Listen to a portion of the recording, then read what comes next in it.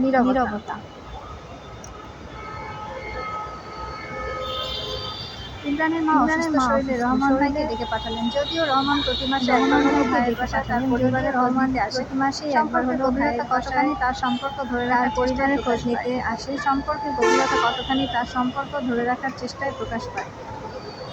মা, আপনাকে আসতে বলেছি বিশেষ কোনো কারণ না বললেও আপনি কিন্তু ডেকেছেন, না এজন্য তাড়াহুড়া করে চলে এসেছি। ডেকেছেন এজন্য তাড়াহুড়া করে চলে এসেছি। আমার শরীর অসুস্থ, আমি মরে গেলে আমার ছেলে একা হয়ে যাবে। অসুস্থ, আমি মরে গেলে আমার ছেলে একা হয়ে যাবে।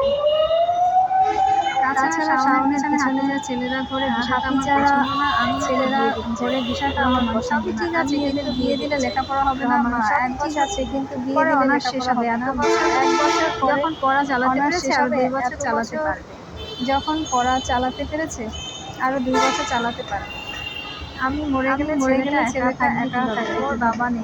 বেঁচে থাকলে কোনো চিন্তা ছিল না, কিন্তু আপনি ভাই হাফিজাদের উপর কোনো কথা বলতে পারেন না, এটা অনেক বড় সমস্যা। আমি মরে গেলে আমার ছেলের কেউ চিনবে না, আর আমি চাই ওর বাবার পরিবারের সাথে সম্পর্ক থাকবে। এটাইও ঠিকানা রহমান। আচ্ছা, আপনি যা বলেছেন হবে, আমার আপত্তি নেই। ইমরান অনেক ভালোবাসতো। মা, ভাই বিয়ে আজই হবে। আমি শুধু আপনার মতামত নিলাম। রহমানকে জানাতে হবে। ইমরান আড়াল থেকে সব শুনেছে, সে কবে শাওনকে পছন্দ করে ফেলেছে সে নিজেও জানে না। কাজী সাহেব বাসায় ডেকে ইমরানের আঁক হলো। সাক্ষী ইমরানের মা, শাওনের বাবা। ইমরান কাজী সাহেবকে বিদায় দিয়ে সোজা বন্ধুর ম্যাচে চলে এসেছে। বন্ধুকে জড়িয়ে ধরে বন্ধু কি জড়িয়ে ধরলি কেন? ছেলেরা জড়িয়ে ধরলে আমার হাসপাস লাগে। জড়িয়ে ধরলে আমার ভালো লাগে। বন্ধু খুশিতে জড়িয়ে ধরেছে, আমার হাসপাস করে। আমার ঘরে বন্ধু খুশিতে জড়িয়ে ধরেছে। বন্ধু সব আছে, বউ ছাড়া। এবার ঘরে দেখ আমার বউ দরকার, সব আছে, বউ ছাড়া। এমন ব্যাপার, এবার আমার বউ দরকার। ইমরান ফিসফিস করে বলে আমার বিয়ে হয়েছে। ব্যাপার বন্ধু অসম্ভব। বিয়ে হলে আমাকে জড়িয়ে ধরবি কেন? বলে আমার বিয়ে হয়েছে। বন্ধু অসম্ভব, বিয়ে হলে আমাকে জড়িয়ে ধরবি কেন? তুই ফেরেশতা, বিশ্বাস করি না। ইমরান তুই বিশ্বাস না করলেও কিছু করার নেই। বন্ধু কাকে করলি? ইমরান শাওন।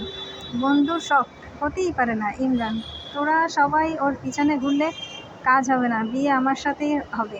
অনেক আগেই ডিসিশন, তোদের সব সময় বলেছি আমার বউয়ের দিকে তাকাবি না। বন্ধু খাওয়াবি কি? ইমরান রিক্সা চালিয়ে খাওয়াবো। আমি এখানে ওর সাথে প্রেম করব, বিয়ের ব্যাপার পরে অনুষ্ঠানের সময় জানাবো। রহমান মেয়ে বিয়ে দিয়েছে কিন্তু নীরবতা পালন করছে, ব্যাপারটা কেউ জানে না। ইমরান নিজেও ক্লাসে অনুপস্থিত থাকলেও প্রতিদিন কলেজে আসে শাওনকে একবার দূর থেকে দেখে চলে যায়। শাওন বিষয়টা নোটিশ করলেও কেউ একজন ফলো করে, কিন্তু ধরতে পারছে না। এভাবেই কেটে যায় 10 বছর। পরীক্ষার রেজাল্ট ভালো হলেও ঘুষের টাকা দিতে না পারায় সরকারি চাকরি হলো না শাওনের। এসব নিয়ে আক্ষেপ না করে শাওন কোচিংয়ে নিতে শুরু করে। হাফিজা শাওনের বিয়ের কথা জানতে পারে। হাফিজা এসব বিয়ে আমি মানি না। ওকে ঢাকা পাঠাবো, আমার বোনের ছেলের ওখানে থাকলে মাস শেষে 10,000 টাকা পাবে।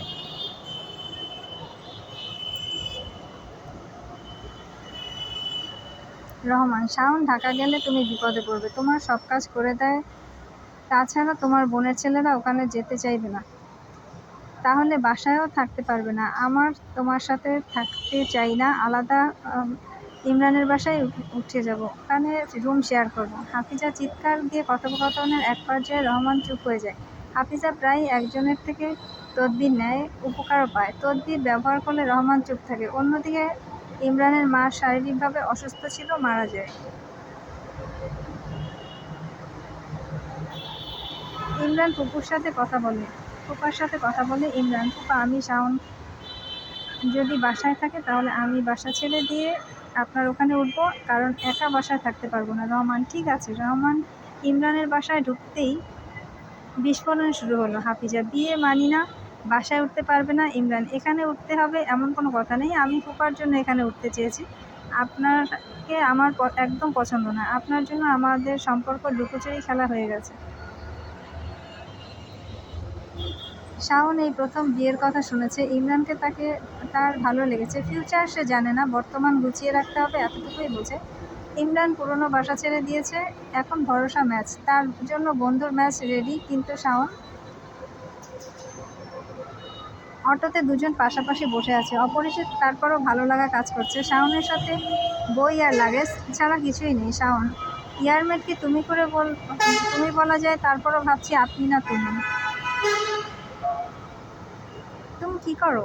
ইমরান, আবৃত্তি শিক্ষক। তোমার কোচিং থেকে বেশ দূরে না? শাওন, শক্ট। আবৃত্তি কোনো পেশা হতে পারে তা জানা ছিল না। মা বেঁচে থাকলে আবৃত্তি করতেন, তাকে মনে পড়ে না। শুধু মনে হয় ৯০ দশকের মধ্যবিত্ত একটি পরিবারে একজন নারী আবৃত্তি করত। অবশ্যই তিনি অনেক রুচিশীল, মার্জিত স্বভাবের ছিলেন। অনেকটা রবীন্দ্রনাথের লাবণ্য চরিত্রের মতো হতে পারে তার সৌন্দর্য।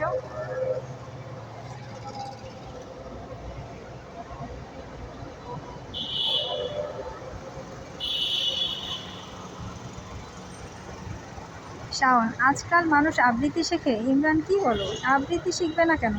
আবৃত্তি জানা থাকলে উচ্চারণ শ্রুতিমধুর হয়। শাওন, ব্যাপারটা একটু উল্টো হয়ে গেল। আমি সারাদিন ইংরেজি পড়ি, আসলে আবৃত্তি সম্পর্কে কোনো ধারণাই নেই।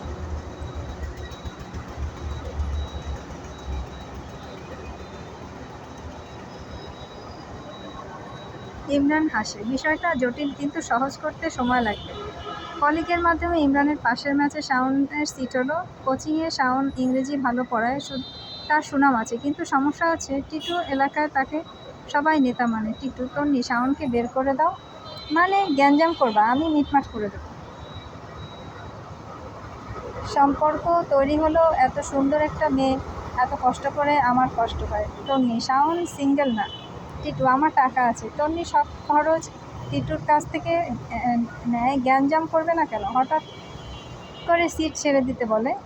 এত ব্যস্ততার মাঝে উটকো ঝামেলা। ইমরান জানে শাওনের কিছু ডিপোজিট আছে।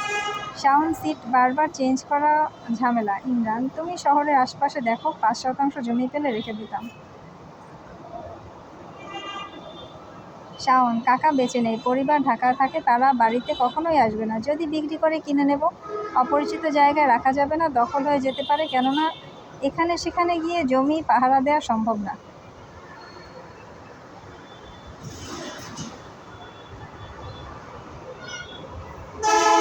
জমানো টাকা দিয়ে সবাইকে না জানিয়ে কাকার জমি সহ গ্রামের ঘর রেজিস্ট্রি করে রাখা হলো। টিটু আড়াল থেকে তাদের সিট ছেড়ে দিতে বাধ্য করে। ইমরান, ফুপা, এখানে থেকে কাজ করতে পারছি না, বাড়ি থেকে যাতায়াত করতে হবে, আপনি আমাদের সাথে থাকবেন। রহমান, আমি বাড়িতে থাকবো, আমার ইচ্ছা ছিল। তোমার ফুপু চলে যাওয়ায় পরে শাওনের লেখাপড়ার জন্য বাড়ি থাকা হলো না। সে এখন নিজের বাড়ি কিনেছে, ভাবিনি শূন্য হাতে বের হয়েছে, ঘর গুছাতে পারবে। তাকে আমি কিছুই দেইনি। তার রাগ থাকা স্বাভাবিক, কিন্তু এই বাড়ি আমার কাছে আমানত। যার জিনিস তাকে বুঝিয়ে না দিলে যাব কীভাবে? ইমরান, ফুপা, আপনি এসব ঝামেলা নিতে গেলেন কেন? শাওন এসব ঝামেলা পছন্দ করে না। রহমান, এজন্য কিছু বলি না, শুনলে রাগ করে। হাফিজাদের নজর কিছু এড়িয়ে যেতে পারে না। কথা শোনার সাথে সাথে ছেলেমেয়েদের কানে দিয়েছে। ছেলে বাড়িতে থাকবে, আর মানুষ আমাদের খবর জানতে হবে না। তাছাড়া পেনশন, জমি সব হাতছাড়া হয়ে যাবে। মামা, আপা, শাওন বাড়িতে গেলে আমরা দাঁড়াতে পারবো না। ওরা যেখানে আছে থাক, আমরা আছি তো। হাফিজা, ওর বাপকে দিয়ে কাটা তুলতে হবে। বাবাকে বলেছি, তদবির দেবে, কাজ হবে।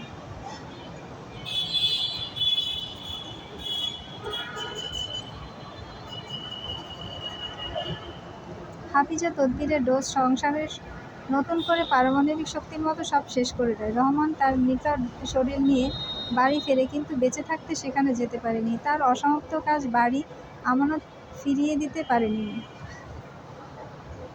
সরকারি চিঠি আসে, শাওনের নামে উন্নয়ন কাজের জন্য সরকারি জমি হস্তান্তর করতে হবে। সরকারি জমি সরকারি আইনের সূত্র ধরে হস্তান্তর করা হয়। মাঝখান থেকে এই জমির আমানত রক্ষা করতে গিয়ে জীবন শেষ হয়ে যায় রহমানের।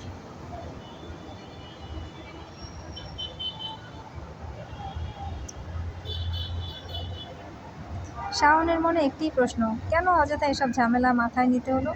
এই জমির জন্য হাফিজাকে কোনোদিন মাথা থেকে ফেলতে পারেনি। রহমান আজীবন তাকে মাথায় তুলে রেখেছে, সেও জমি ভোগ করতে পারেনি। সরকারি সম্পদ সরকারি হস্তান্তর করতে হয়েছে।